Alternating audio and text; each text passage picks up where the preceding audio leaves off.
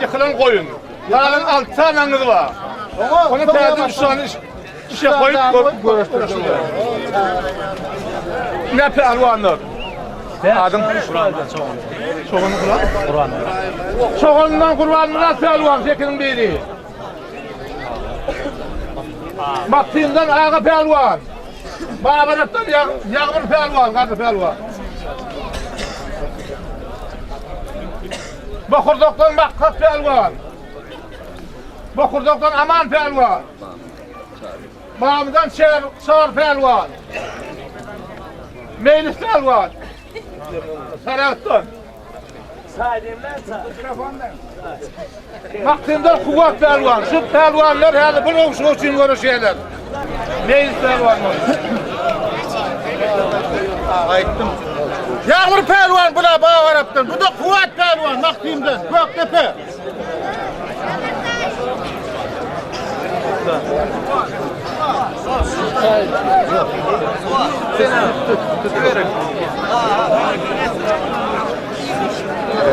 Valla tamam yok olarak tut artık.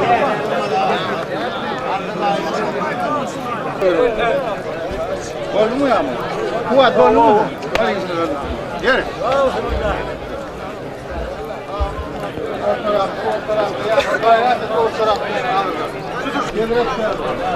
Gel gel kahve var.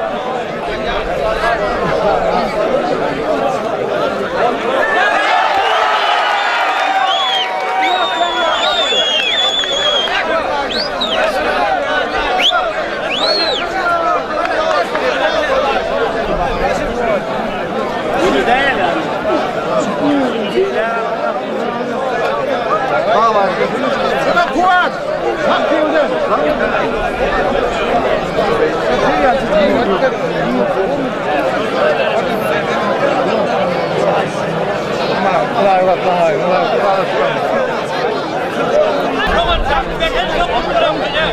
Servan yoldan sonra bir söyletme.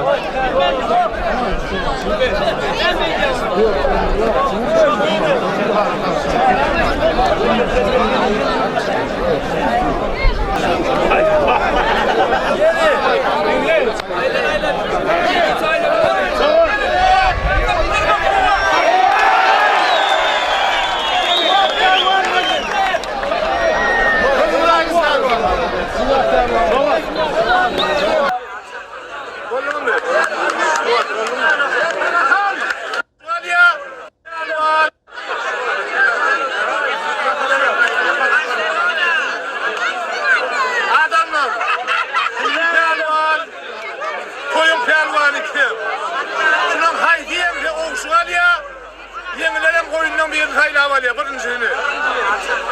Koyunun mu?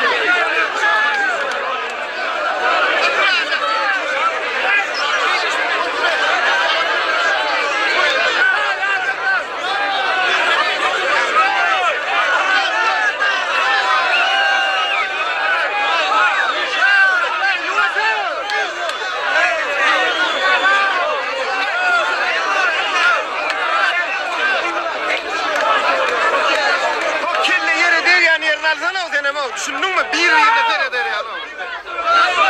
Beyni.